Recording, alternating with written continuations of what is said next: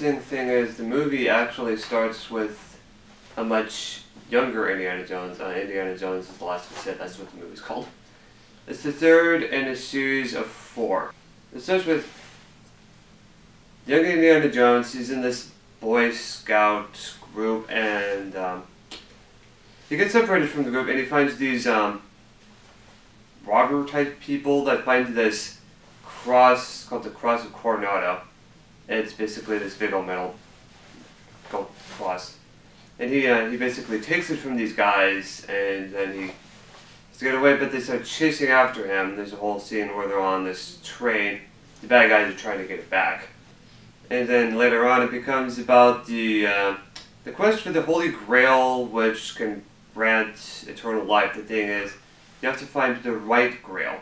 The wrong Grail will kill you. The real Grail will make you immortal. And it turns out the real Grail is actually made of clay instead of gold. That's an interesting touch, I suppose. Yeah, there's this one scene where the bad guy, one of the antagonists gets the wrong Grail for the main antagonist, a guy named Donovan. And the reason is because she cares about Professor Henry Jones, and Donovan shoots him and she wants to get back at him. So, like I said, she picks the wrong Grail for him. And then it kills him. But the knight said, there's a knight, by the way, he's an ancient knight. And he says he chose poorly, but Donovan's not the one that chose the Grail. Elsa is the one that chose it. Anyway, yeah, that's not until like the end of the movie. Near the end, anyway.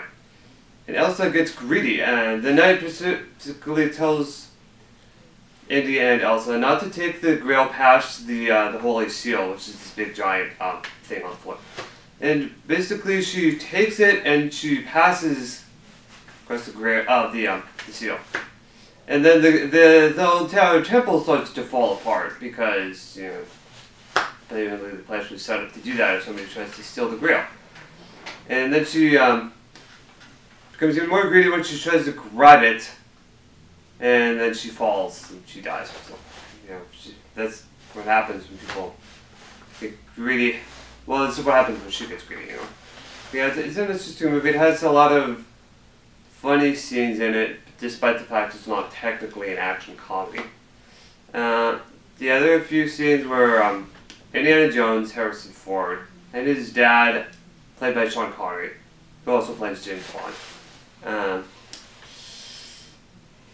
There's some scenes with these two guys, and they actually work pretty well together. There's this one scene where they're tied to a chair, and Indiana Jones' dad accidentally sets the room on fire by trying to blow out a lighter, which is pretty much impossible. You can only close those things to turn them off. Blowing on does absolutely nothing. He kind of found that out the hard way, I guess.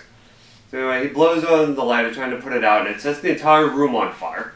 I'm like, Dad, what? Dad, what? Dad, what? Dad, what? Head for the fireplace! So yeah, that part was pretty funny.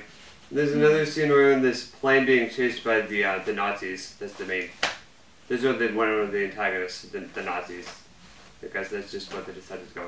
Anyway, they're in the plane, and Indiana Jones' dad is in charge of using this machine gun. And Indiana Jones is like, 11 o'clock, and his dad pulls out this pocket watch and looks at it. What happens at 11 o'clock? So yeah, that part was pretty funny. And since they're both called Dr. Jones, one of these Nazi guys says, Dr. Jones, they both say yes at the same time. So that part was pretty funny. So yeah, there's some pretty funny parts in it. But there's some scenes where the audio is so quiet, I can't hear what the people are saying. And it's especially a problem at scenes that are extremely important. That's why you could probably turn up the volume and you still wouldn't be able to hear what they're saying.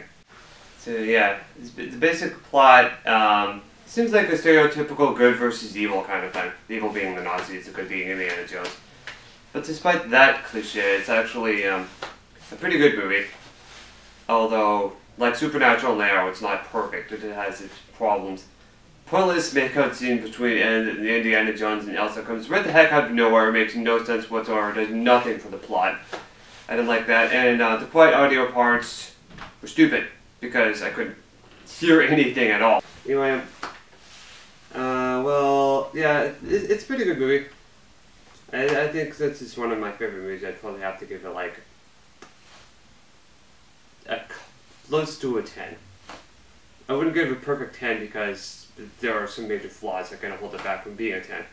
But I'd give it maybe like a 9 point something.